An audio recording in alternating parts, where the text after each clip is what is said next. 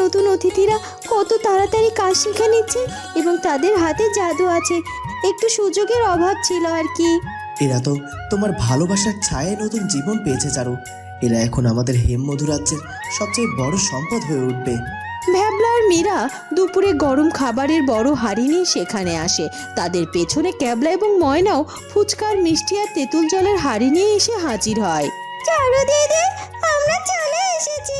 বাবা নিজের হাতে ভিখারিনীর মতো ভাত খাবে, এটাই আমার প্রতিশোধ। অস্ত্র দিয়ে তো শরীর কাটা যায়, কিন্তু করুণা দিয়ে মানুষের অহংকার কাটা যায়। চারুলতা, আমি একজন পরাজিত ভিখারিনী। চারুলতার দয়ায় পাওয়া এক মুঠো ভাত আমার সারা জীবনের সবচেয়ে বড় লজ্জার তিলক হয়ে আমার ঠিক বলেছ গো। চারু প্রমাণ করে দিল যে মানুষের আসল শক্তি তার ভালোবাসায় আর দয়ায়, তলোয়ারে নয়। মধুবালা রূপমঞ্জুরিত হেমমধু রাজ্যের নতুন তাঁত বিদ্যালয়ে রত্নগড় থেকে পালিয়ে আসা একদল অসহায় নারী পুরুষ জড়ো হয়েছে। চারুলতা এবং রাজপুত্র অরুণ তাদের সামনে দাঁড়িয়ে কথা বলছে। তোমরা সবাই রত্নগড় থেকে এক বুক ভয় আর পেটের খিদে জ্বালা নিয়ে এই হেমমধু রাজ্যে এসেছো। আমি তোমাদের পরিচয় জানি না, কিন্তু তোমাদের অসহায়তা আমি বুঝতে পারছি। মনে রেখো, এই রাজ্য এখন তোমাদের নতুন ঘর, কিন্তু এই ঘরে থাকতে হলে কিছু নিয়ম তোমাদের মনে রাখতে হবে। যুবরানী তোমাদের শুধু দয়া করে একবেলা খাবার দিয়ে বিদায় করতে পারতেন, কিন্তু তিনি তা করেননি। তিনি চান তোমরা কাজ শিখে নিজের পায়ে দাঁড়াও। রত্নগড়ের সেই রাক্ষসী রানী তোমাদের ভিখারি বানিয়ে পথে ছেড়ে দিয়েছে, আর তোমাদের চারু তোমাদের হাতে কাজ তুলে দিয়েছে।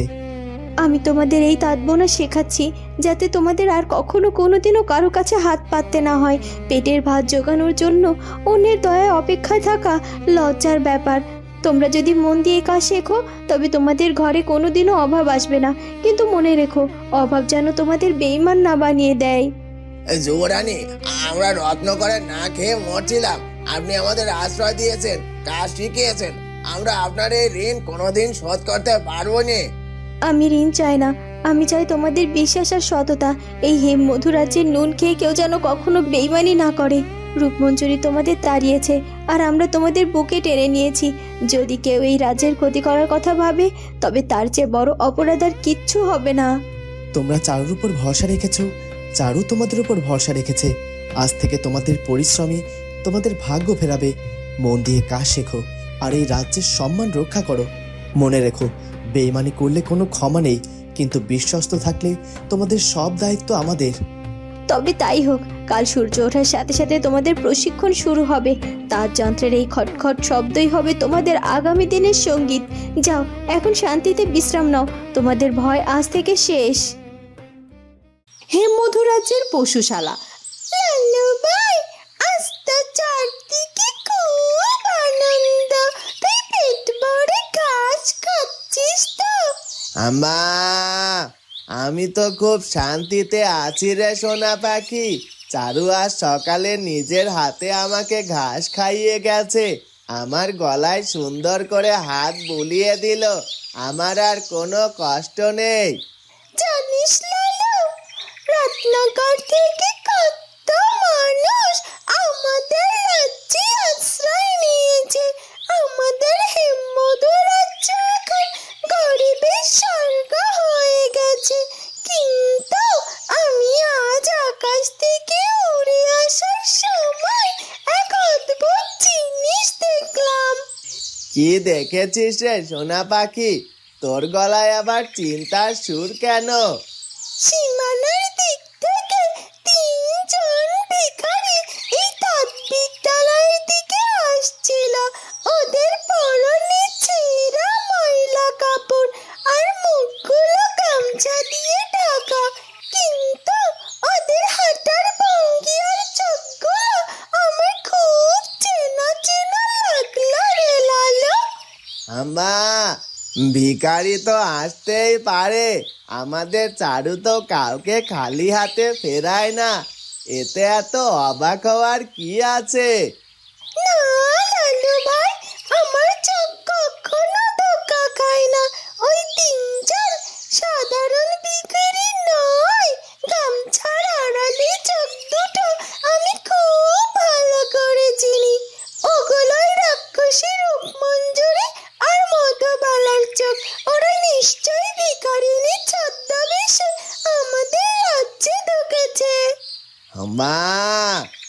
রাক্ষসীগুলো আবার এসেছে। ওরা নিশ্চয় আমাদের চারুর কোনো ক্ষতি করতে এসেছে। আমি এখনই উড়ে গিয়ে রাজপুত্র অরুণ আর চারুকে খবর দিচ্ছি। তুই এখানে শান্ত হয়ে থাক। ওরা ছদ্মবেশে এলেও চারুর চোখ ফাঁকি দিতে পারবে না। তাঁত বিদ্যালয়ের প্রবেশদ্বার। রাজেশ এবং জেসমিন দাঁড়িয়ে আছে।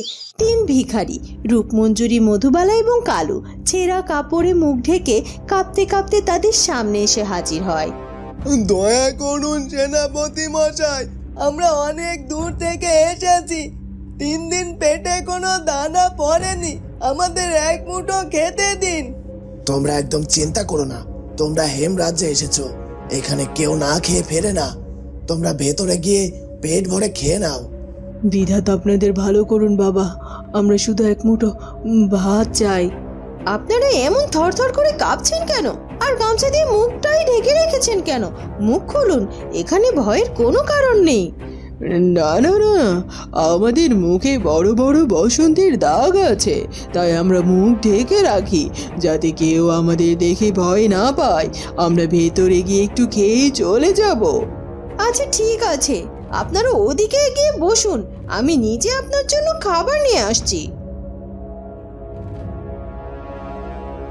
রূপমঞ্জুরি, মধুবালা এবং কালু মাটিতে বসে পড়ে। খিদের জ্বালায় তারা নিজেদের ধরে রাখতে পারে না। মীরা গরম ভাত নিয়ে তাদের সামনে আসে। এই নাও বাবা, পেট ভরে খেয়ে নাও তো, তরকারি লাগলে আবার চেয়ে নেবে, কোনো লজ্জা করো না। ও মা, এই গরম ভাত তো আমার কাছে অমৃতের মতো লাগছে গো। দাও মা দাও, আমাদের আর একটু ভাত দাও, আমার পেট এখনো ভরেনি, আমি এই খিদের জ্বালা সইতে পারছি না। দিচ্ছি দিচ্ছি, এত অধৈর্য কেন হয়েছে বলো দেখিনি? সবার জন্যই তো খাবার আছে। ঠিক তখনই সোনা পাখি উড়ে এসে মীরার পাশে জোরে জোরে ডাকতে শুরু করে। চারুলতা এবং রাজপুত্র অরুণ দ্রুত পায়ে সেখানে এসে উপস্থিত হয়। প্রহরীরা, এই 3 ভিখারিকে চারপাশ থেকে ঘিরে ফেলো, এরা সাধারণ ভিখারি নয়। রাজপুত্র, আপনি শান্ত হন, আমি দেখছি ব্যাপারটা। ও যুবরানী, আমরা তো সামান্য ভিখারি, আমরা তো শুধুমাত্র এক মুঠো ভাত খেতে এসেছি। এক মুঠো ভাতের দাম আপনি কি করে বুঝবেন মহারানী রূপমঞ্জুরি? আপনি তো সারা জীবন শুধু মানুষের মুখের ভাত কেড়ে নিতে শিখেছেন। গামছাটা এবার মুখ থেকে সরিয়ে ফেলুন। আমি আপনাদের হাঁটার ভঙ্গি দেখে আর আপনাদের কণ্ঠস্বর শুনেই চিনে ফেলেছি। ওরে বাবারে, আমরা তো ধরা পড়ে গেলাম সই। এবার তো রাজপুত্র অরুণ আমাদের মৃত্যুদণ্ড দেবে। প্রহরীরা, এরা ছদ্মবেশে আমাদের রাজ্যে আবার কোনো চক্রান্ত করতে ঢুকেছে। আমি আজ এদের এখানেই শেষ করে দেব। রাজপুত্র, আপনি শান্ত, আমি দেখছি ব্যাপারটা। আপনি তো সারা জীবন শুধু মানুষের মুখের ভাত কেড়ে নিতে শিখেছেন। গামছাটা এবার মুখ থেকে সরিয়ে ফেলুন। আমি আপনাদের হাঁটার ভঙ্গি দেখে আর আপনাদের কণ্ঠস্বর শুনেই চিনে ফেলেছি। রূপমঞ্জুরি এবং মধুবালা ভয়ে গামছা খুলে ফেলে। জেসমিন, রাজেশ, ভ্যাবলা, মীরা সবাই অবাক হয়ে যায়। রূপমঞ্জুরি আর মধুবালার অহংকারী চেহারা আজ খিদের জ্বালায় একদম চুপসে গেছে। মধুবালা জেসমিনকে দেখে হাওমাও করে কাঁদতে কাঁদতে, জেসমিন রে, আমার মা, আমাকে বাঁচা মা, আমি সত্যি কোনো চক্রান্ত করতে আসিনি। আমরা 3 দিন ধরে না খেয়ে আছি, রত্নগড়ে একটা কুকুরও নেই। খিদের জ্বালায় আমার পেট চিরে যাচ্ছে, তুই আমাকে একটু খেতে দে মা, তুই তো আমার মেয়ে। আপনি আজ আমাকে মা বলে ডাকছেন রানী মধুবালা? যেদিন আপনি রূপমঞ্জুরির লোভে পড়ে চারু দিদির সাথে বেইমানি করেছিলেন, যেদিন যোগবাবুকে তুলে নিয়ে গিয়েছিলেন, সেদিন কি আপনার মনে হয়েছিল যে আপনার একটা মেয়ে আছে? আজ খিদের দায়ে আপনার মাতৃত্ব জেগে উঠলো। আমি অনেক বড় ভুল করেছি জেসমিন, আমি অহংকারে অন্ধ হয়ে গিয়েছিলাম। তুই আমাকে শাস্তি দে, কিন্তু তার আগে আমাকে এক মুঠো ভাত দে মা, আমি যে আর সহ্য করতে পারছি না। জেসমিন, এদের কোনো দয়া দেখিও না, এরা সাপের চেয়েও বিষাক্ত। পেটে খাবার পড়লে এরা আবার ছোবল মারবে। চারুলতা, আমি রূপমঞ্জুরি, আজ আমি তোর সামনে সামান্য ভিখারিনীর বেশে মাথা নিচু করে বসে আছি। তুই জিতে গেছিস চারুলতা। আমার সব অহংকার, আমার রাজকোষ, আমার সৈন্য, সব আজ শেষ। এই খিদের আগুনে তারা জ্বলে পুড়ে ছাই হয়ে গেছে। তুই আমাকে মেরে ফেল, কিন্তু একবার আমাকে পেট ভরে খেতে দে। তুমি এত সহজে মরতে পারবে না রূপমঞ্জুরি। তুমি যোগুবাবুকে যে কষ্ট দিয়েছো তার জন্য তোমাকে এই হেমমধু রাজ্যের অন্ধকার কারাগারে সারা জীবন পচে মরতে হবে।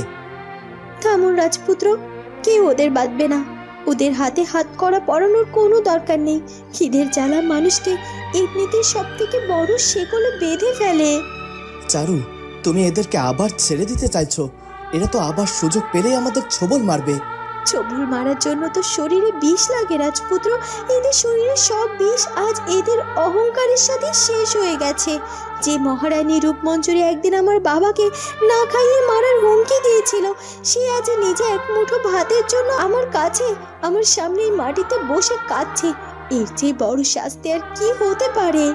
দিদি একদম ঠিক বলেছে, এদের পেট একদম শূন্য। আমি এদের ভাত দেব দিদি? হ্যাঁ মীরা, তুমি ওদের পেট ভরে খেতে দাও। রত্নগড়ের মহারানী রূপমঞ্জুরি আজ হেমমধু রাজ্যের মাটিতে বসে একজন সাধারণ ভিখারিনীর মতো ভাত খাবে। এটাই আমার প্রতিশোধ। অস্ত্র দিয়ে তো শরীর কাটা যায়, কিন্তু করুণা দিয়ে মানুষের অহংকার কাটা যায়। চারুলতা, তুই আমাকে ক্ষমা করে দিলি? তুই আমাকে খাবার দিচ্ছিস? আমি তোর এত বড় ক্ষতি করতে চেয়েছিলাম, তারপরও? আমি আপনাকে ক্ষমা করিনি রূপমঞ্জুরি। আমি শুধু আমার হেমমধু রাজ্যের নিয়ম পালন করছি। এই রাজ্যে যে ক্ষুধার্ত হয়ে আসবে সে পেট ভরে খেয়ে যাবে। আপনি আপনার কর্মের ফল পেয়েছেন। আপনার বিশাল রাজ্য আর শূন্য। আপনার অহংকার আজ ধুলোয় মিশে গেছে। আপনি পেট ভরে খেয়ে নিন। তারপর আপনি আবার আপনার ওই শূন্য রত্নগড়ে ফিরে যাবেন। সেখানে বসে আপনি আপনার এই পরাজয়ের কথা সারা জীবন মনে রাখবেন। রূপমঞ্জুরি এবং মধুবালা চারুলতার এই বিশাল হৃদয়ের সামনে লজ্জায় এবং অনুশোচনায় ডুকরে কেঁদে ওঠে। মীরা তাদের সামনে আবার গরম ভাতের থালা এগিয়ে দেয়। তারা ক্ষুধার্তের মতো সেই খাবার গিলতে থাকে। রাতের বেলা হেমমধু রাজ্যের রাজপ্রাসাদে যোগুমরুলের কক্ষ। যোগুমরুল, জয়া, চারুলতা এবং রাজপুত্র অরুণ একসাথে আছে। সবার মুখে এক অদ্ভুত পরম শান্তি। সারুমা, আজ তুই রূপমঞ্জুরিকে যে শাস্তি দিলি তা তো কোনো রাজার তলোয়ার দিয়েও দিতে পারতো না। খিদের জ্বালায় ওই রাক্ষসী তোর সামনে কেমন করছিল। এর চেয়ে বড় পরাজয় ওর জীবনে আর কিছু হতে পারে না। ঠিক বলেছ গো। চারু প্রমাণ করে দিল যে মানুষের আসল শক্তি তার ভালোবাসায় আর দয়ায়, তলোয়ারে নয়। মধুবালা রূপমঞ্জুরি তো লজ্জার কোনোদিনও মানুষের সামনে মাথা উঁচু করে দাঁড়াতে পারবে না। চারু, আমি আজ আবার তোমার কাছে হেরে গেলাম। আমি রাগের মাথায় কি থেকে কি বলেছিলাম, আর তুমি এক থালা ভাত দিয়ে রূপমঞ্জুরির সব দম্ভ শেষ করে দিলে। তুমি সত্যিই এই পৃথিবীর সবচেয়ে মহান যুবরানী। আপনারা আমাকে এত বড় করবেন না। আমি শুধু আমার শিক্ষা কাজে লাগিয়েছি। বাবা আমাকে ছোটবেলায় শিখিয়েছিলেন যে তোমার ক্ষতি করে তাকে এমনভাবে ভালোবাসা দাও যেন সে নিজের কাছেই ছোট হয়ে যায়। আমি শুধু সেটাই করেছি। তুই তো শুধু আমার মেয়ে নোস রে সারু, তুই এই হেমরাজ্যের আত্মা। তোর জন্যই আজ আমাদের রাজ্যে এত শান্তি। চারু, এবার তো রাজ্যের সব সমস্যা শেষ। রূপমঞ্জুরির অহংকারও শেষ। রত্নগড় জনশূন্য। আমাদের তাঁত বিদ্যালয় সুন্দরভাবে চলছে। এবার কি আমরা একটু নিজেদের কথা ভাবতে পারি? নিজের কথা তো আমরা রোজই ভাবি রাজপুত্র, কিন্তু কাল সকালে আমাদের আবার নতুন করে তাঁত বিদ্যালয়ে যেতে হবে। নতুন সুতো নকশা তৈরি করতে হবে। এই শান্তি আর এই কাজ যেন কোনোদিনও শেষ না হয়। চারুলতা হাসি মুখে অরুণের দিকে তাকালো। যোগু এবং জয়া তৃপ্তির হাসি হাসলো। হেমমধু রাজ্যের আকাশে আজ এক চিরস্থায়ী শান্তির বাতাস বইতে শুরু করে। সব চক্রান্ত আর অহংকারের পতন ঘটিয়ে ভালোবাসায় এক নতুন অধ্যায় শুরু হয়। রাতের বেলা তাঁত বিদ্যালয়ের মাঠ একদম ফাঁকা হয়ে গেছে। চারদিকে অদ্ভুত এক নিস্তব্ধতার শান্তি। ওগো শুনছো? আমার তো আজ নিজের চোখেই বিশ্বাস হচ্ছে না। ওই অহংকারী মহারানী রূপমঞ্জুরি আর মধুবালা ভিখারিনীর মতো আমাদের মাঠে বসে ভাত খেলো। আমার তো এখন সব স্বপ্ন মনে হচ্ছে। আমি তো ফুচকার জল মাখাতে মাখাতে সব দেখলাম ময়না। চারু দিদি যে কত বড় মনের মানুষ সেটা আজ পুরো পৃথিবী বুঝে গেল। অন্য কোনো রাজা হলে তো তলোয়ার দিয়ে ওদের গলা কেটে দিত, কিন্তু দিদি ওদের পেট ভরে খাইয়ে দিল। দিদি ঠিকই বলেছো গো। খিদের চেয়ে বড় শাস্তি কিচ্ছু নেই। রূপমঞ্জুরি যখন ভাত খাচ্ছিল তখন ওর চোখ দিয়ে টপ টপ করে জল পড়ছিল। আমি নিজের চোখে দেখেছি। ওর অহংকার একদম ধুলোয় মিশে গেছে। আর জেসমিন দিদি আর মধুবালা তো জেসমিনের কথা শুনে লজ্জায় মাথায় তুলতে পারছিল না। হ্যাঁ, ভ্যাবলা আর মীরা তো ওদের একদম পেট ভরে খাইয়েছে। আমরা গরিব মানুষ হতে পারে, কিন্তু আমাদের মনটা ওই রত্নগড়ের রাজকোষের চেয়েও অনেক বড়। আমি আর তুমি এই যে একসাথে ফুচকা বিক্রি করে শান্তিতে রাতে ঘুমাতে পারবো, এর চেয়ে বড় সুখ আর কি আছে বলো? তুমি একদম খাঁটি কথা বলেছ। দিদির দয়ায় আমাদের এই সুখ যেন চিরকাল থাকে। আমরা দিদির ছায় এভাবে সারা জীবন বেঁচে থাকতে চাই। চলো এবার সব হাঁড়ি পাতিল গুছিয়ে বাড়ি যাই। কাল সকালে আবার দিদির তাঁত বিদ্যালয়ে মেয়েদের জন্য তেঁতুল জল বানাতে হবে। চলো চলো, আজ আমি খুব শান্তিতে ঘুমাবো। চারু দিদি আজ প্রমাণ করে দিয়েছে ভালোবাসার কাছে দুনিয়ার সব অহংকার হার মানতে বাধ্য। মাঝরাত হেমমধু রাজ্যে আর রত্নগড়ের সীমানার মাঝখানে জঙ্গল। রূপমঞ্জুরি আর মধুবালা ধীর পায়ে নিজেদের শূন্য রাজ্যের দিকে তাকাচ্ছে। তাদের মুখে আর কোনো দম্ভ নেই, আছে শুধু একরাশ গ্লানি আর পরাজয়। রূপমঞ্জুরি, আমার পাহাড় চলছে না রে। পেটটা তো চারুলতার ভাতে ভরলো, কিন্তু মনটা যে আজ একবারেই মরে গেল। জেসমিন আমাকে মা বলে ডাকতে ঘেন্না করলো, আর আমার নিজের মেয়ের কাছেও আজ চিরকালের জন্য ভিখারিনী হয়ে গেলাম। এর চেয়ে তো মরে যাওয়া ভালো ছিল। তুই কাঁদছিস মধুবালা? আমার তো আজও চোখের জল শুকিয়ে গেছে। চারুলতা আমাকে তলোয়ার দিয়ে মারলো না ঠিকই, কিন্তু এক থালা ভাত দিয়ে আমাকে চিরকালের জন্য শেষ করে দিল। আমি আর কখনো কোনো দিনও মাথা উঁচু করে দাঁড়াতে পারবো না। আমার বুকের ভেতর লজ্জায় পুড়ে ছাই হয়ে যাচ্ছে। আমি তোকে কতবার বারণ করেছিলাম সই, ওই তাঁতির মেয়ের সাথে পারবি না। ও মানুষ নয়, ও দেবী, আর আমরা রাক্ষসী। আমরা আমাদের নিজের হাতে আমাদের এত বড় রত্নগড় সাম্রাজ্যকে শ্মশান বানিয়ে ফেললাম। এখন ওই ফাঁকা রাজপ্রাসাদে গিয়ে আমরা কি করব? কে আমাদের মহারানী বলে ডাকবে? রাজপ্রাসাদ শুধু ইট আর পাথরের খাঁচা রে মধুবালা। যে রাজপ্রাসাদে প্রজা নেই, সৈন্য নেই, সম্মান নেই, সেটা তো একটা কবরস্থান। আজ থেকে আমি রত্নগড়ের মহারানী নই, আমি একজন পরাজিত ভিখারিনী। চারুলতার দয়ায় পাওয়া এক মুঠো ভাত আমার সারা জীবনের সবচেয়ে বড় লজ্জার তিলক হয়ে আমার কপালে আঁকা হয়ে গেল। আমাদের আর কোনো পথ খোলা নেই রূপমঞ্জুরি। এই নির্জন অন্ধকার রত্নগড়ে আমাদের ধুকে ধুকে মরতে হবে। চারুলতা আলো আর আমাদের অহংকার, এটাই আমাদের আসল পাওনা ছিল। আমরা যে পাপ করেছি তার ফল তো পেতেই হতো। আকাশের দিকে তাকিয়ে দীর্ঘশ্বাস ফেলে। তার চোখের কোণ দিয়ে এক ফোঁটা জল গড়িয়ে পড়ে। অহংকার এবং লোভের চূড়ান্ত পরিণতি হিসেবে তাদের এই নিঃসঙ্গ আর অপমানিত যাত্রা গল্পের এক অত্যন্ত শিক্ষণীয় এবং আবেগপূর্ণ সমাপ্তি টেনে দেয়। বন্ধুরা, কি হতে চলেছে এরপর সেটা জানবো আমরা চারুলতা গল্পের পরবর্তী পর্বে। আর আমাদের আজকের পর্বটি ভালো লাগলে অবশ্যই আমাদের চ্যানেলটিকে সাবস্ক্রাইব করে দিও। দেখা হবে নতুন পর্বে। ধন্যবাদ।